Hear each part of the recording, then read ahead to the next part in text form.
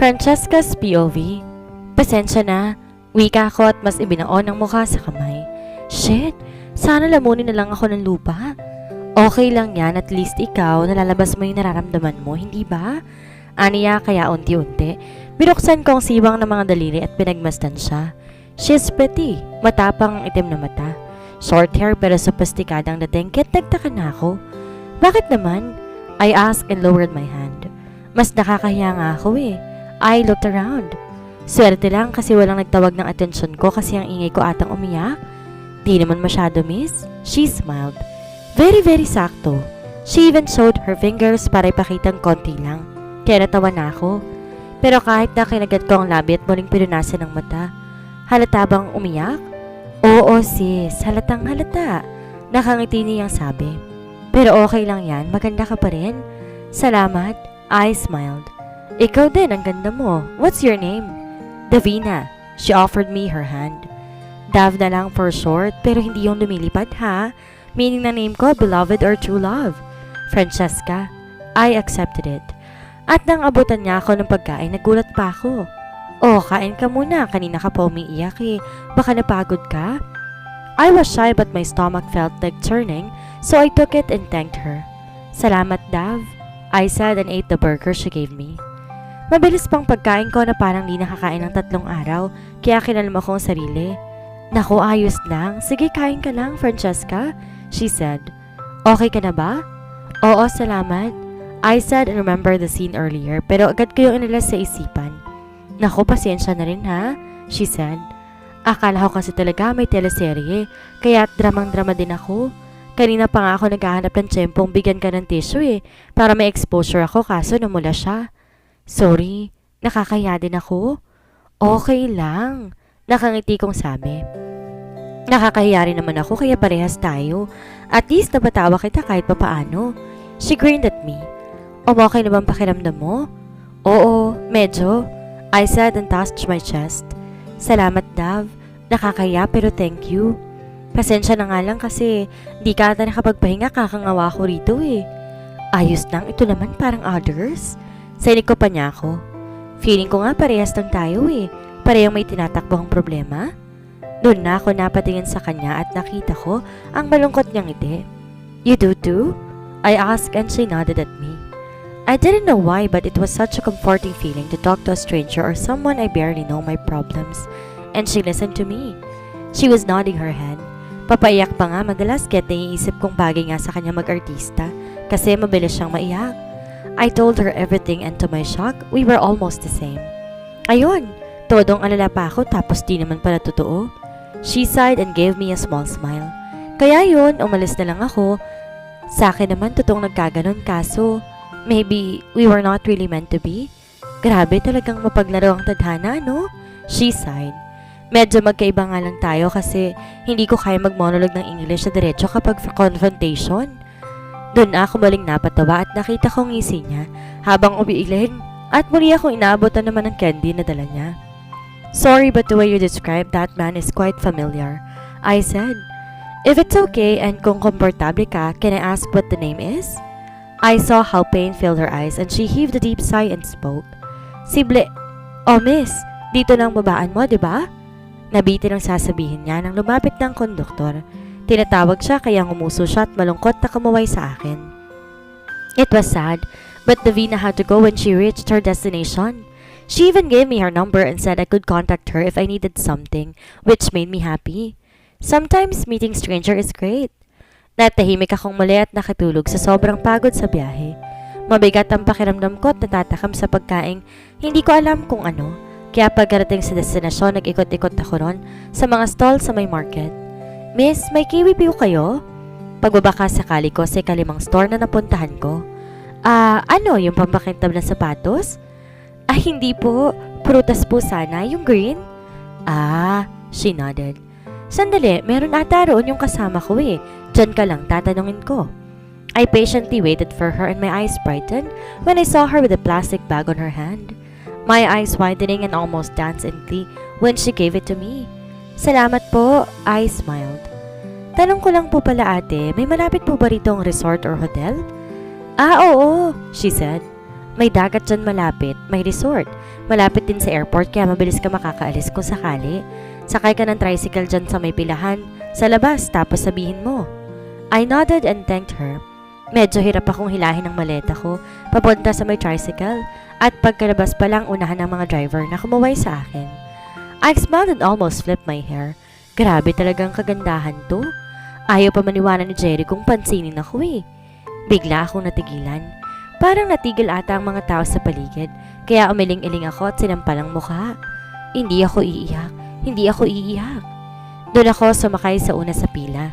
Ngiti-ngiti pa siya na lumapit ako at inihatid naman niya ako kaagad sa hotel. I was thankful because he even taught me where the entrance and necessary places around the area na malaking tulong kaya binigyan ko ng tip at nagpasalamat. When I got inside, I was easily accommodated. I was grateful when they gave me a room with a balcony overlooking the ocean, kaya pinikit kong mata at dinamang sariwang hangin na nagmumula sa dagat. I can almost taste the salty waves. Kita ko ang paglipad ng mga kalapati kaya kahit papaano, gumaan ang pakiramdam ko. I changed my clothes into a comfy dress and slippers and sat on the chair in the balcony, just watching the calm ocean. Napatitig ako sa papalubog na araw at unti-unti, kumalma. Humawak ako sa dibdib ko at ipinikit ang mata. Sa bawat paglubog, pagsibol ng panibago, pagkatapos ang dilim liwanag at magiging mas maganda ang magiging bukas. Tomorrow will be better, Francesca. Hindi man bukas talaga ay may darating na isang umaga na maayos ng lahat. I rested my head on the seat and because of exhaustion, my eyes dropped closed. Anong ginagawa mo dyan, Jericho? Bulong ko na mahigpit na naman siyang nakayakap sa likod ko. Isang gabi pagka-uwi namin at iliksik ang mukha sa leeg ko. Guess what? He whispered and kissed my skin. What?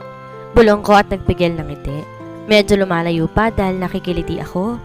I remember that time when we were in the car, he whispered. Really? My smile escaped. What are we doing? He chuckled. You're riding me? Doon na namilog ang mata ko. Mabilis ko siyang nilingon at nakita ang natatawa niyang mukha. Jericho? I hissed. Sa lahat ng maalala mo, yun pa? Why? Is it wrong? He chuckled and caught me again. No, where I remember it? Nagiinit ang pisnging umiling ako kaya pilit na naman niyang ibinalik ang ulo sa leeg ko para di ko siya malingon.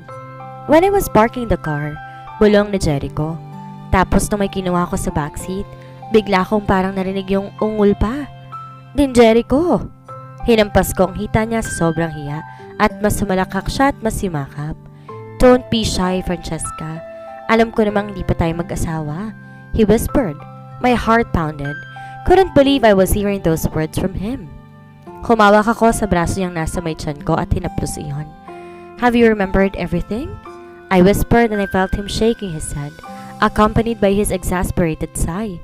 Not yet, just glimpse. But I'm trying. Bulong niya. I felt like something tugged my heart upon hearing it, kaya inabot ko ang kanyang ulo at hinaplos ang kanyang buhok. Just don't stress yourself, Jericho. I whispered and closed my eyes when he moved his head closer to me. But I want to remember you, Francesca. He whispered and looked at my hand. Medyo inusog ang katawan at napatitig ako sa kanya nang tuluyang iparamdam niya sa akin ang dibdib. Gustong gusto ko na. Gusto ko nang masabi sa sarili ko ang dahilan ko, kaya ganito to. Aniya habang nakatitig sa mukha ko. Jericho? My voice broke when I saw the determination in his eyes. I wanted to remember it so bad, Francesca. Gusto ko na. Ipinikit niya ang mga mata at muling yumakap sa akin. Sana kapag bumalik ng lahat, nandito ko pa rin sa akin? Of course, I said in a low voice. Bakit naman ako mawawala, Jericho? Hindi sabi kita susukuan, hindi ba? I woke up catching my breath and crying hard. I covered my face and pulled my hair, calming myself down to forget that dream I had of him. Shh! Calm down! Bulong ko sa sarili at muling humawak sa dibdib. Calm down, Francesca. It took me some time to finally stop from crying kaya't matapos yon, gutom naman ako. Doon na ako nagdesisyong bumaba sa hotel para kumain. Bumili pa ng bagong SIM para makontak si nanay matapos kumain. I spent my time on the shore, watching the harsh laps of the ocean water. Ang mapayapang tulog ng bawat paghampas nito sa dalampasigan ay nakapagpapagaan ng loob ko. Huling-huli ko kung paano dalhin ng agos nito ang ilang buhangin mula sa dalampasigan. Kinukuha iyon, tila walang balak ibalik.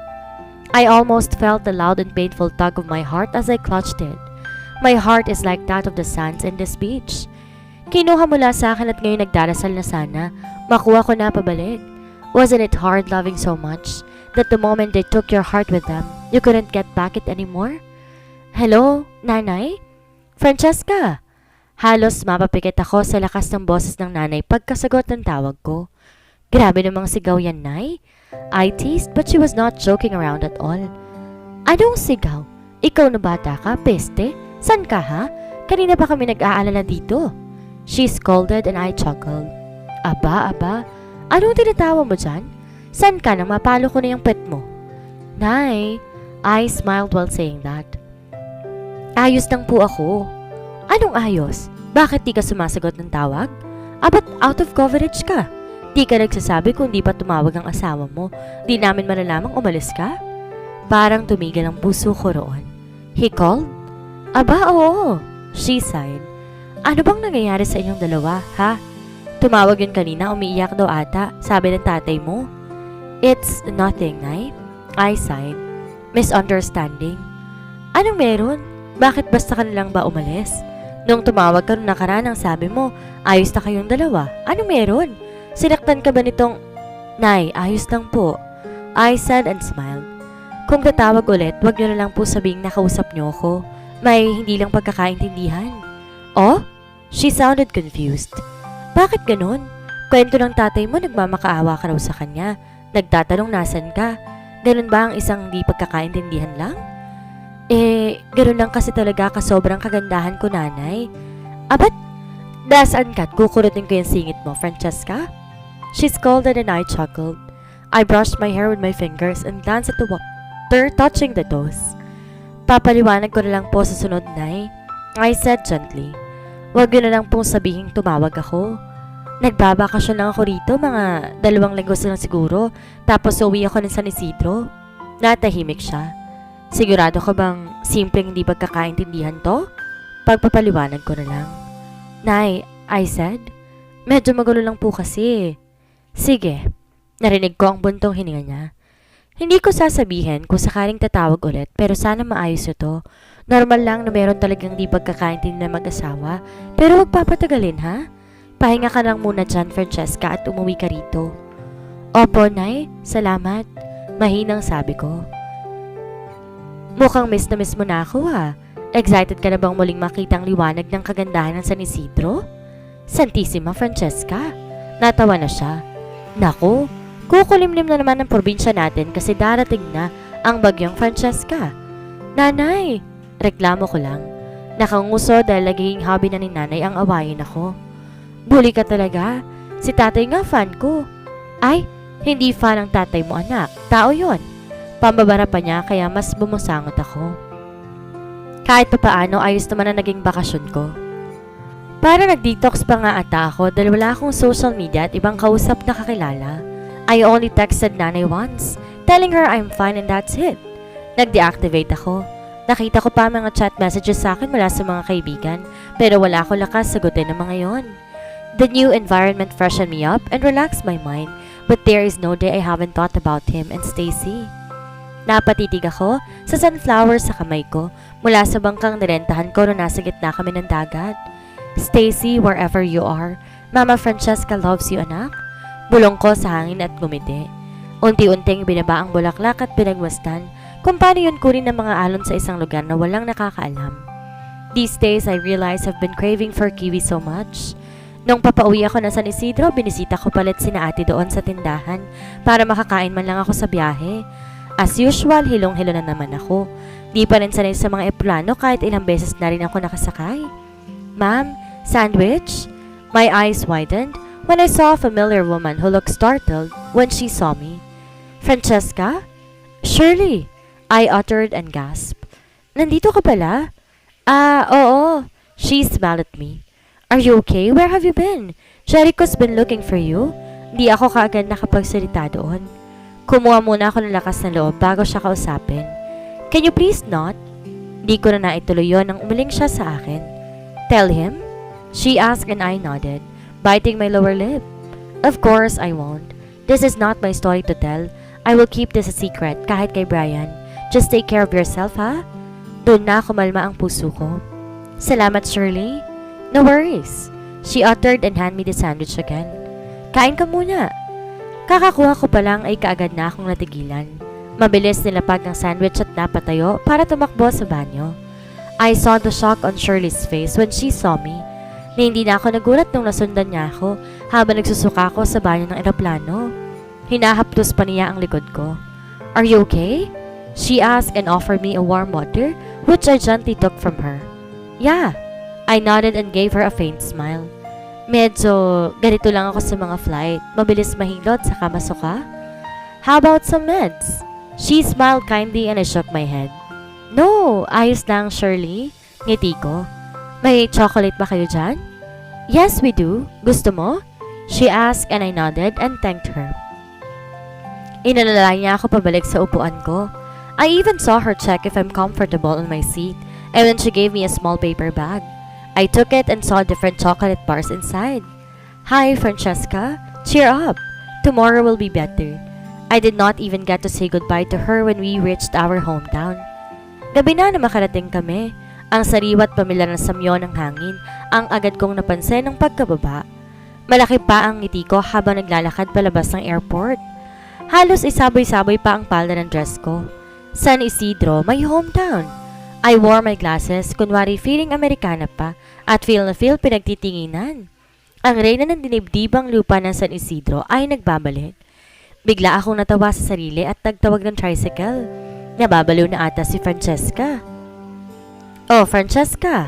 Kitang-kita ko ang pamimilog ng mata ng isa sa kaibigan ni tatay na tricycle driver nang makita ko. Manong! I greeted at napasinghap siya. Abat, ngayon ka lang ulit napauwi ah. I noticed the amusement on his voice. Ang ganda mo na lalo, iha. Salamat po. I grinned at him. Kayo rin po, sobrang gwapo na lalo. Anong sekreto ninyo? Aba, ang sariwang hangin lang ng San Isidro, sulit na.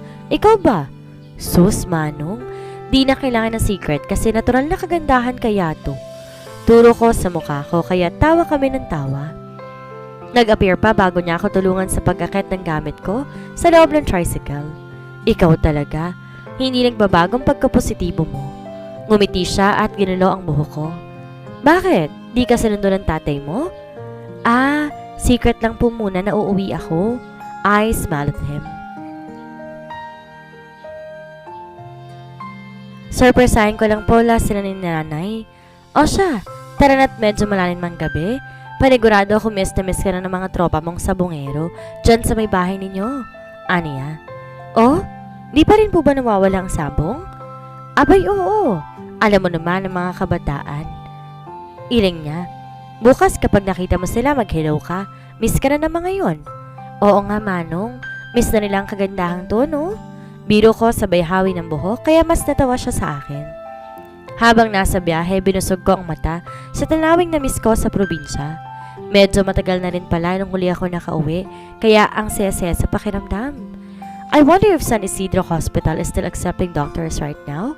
Wala pa akong desisyon tungkol sa trabaho, pero habang nandito ako nagsisimula ng panibago, gusto kong makita ang facilities namin doon ngayon, at balita ko may bago silang pinagawa. I did not know why but my heart's been beating unknowingly fast when our house from this distance can be seen.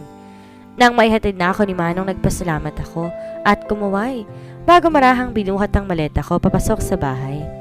The house is open when I got inside and I saw how my nana's eyes widened when she saw me entering the house. Santissima! Francesca! Sigaw niya at nakita ko kung paano napatalon si tatay mula sa panonood ng TV. Napahawak pa si dibdib sa gulat na sigaw ni nanay. Anong? Reynaldo ang anak mo, nandito na! Nanay exclaimed at nabitawan kong hawak kong maleta. Nagtetele papasok ng bahay, niyakap ang nanay ng mahigpit. Nanay! Tatay! I exclaimed happily and lifted my other arm so I could hug tatay. Namiss niyo ba ang pinakamaganda ninyong anak? Ikaw lang ang anak namin, Francesca. Ani nanay, kaya't napabasangot na ako.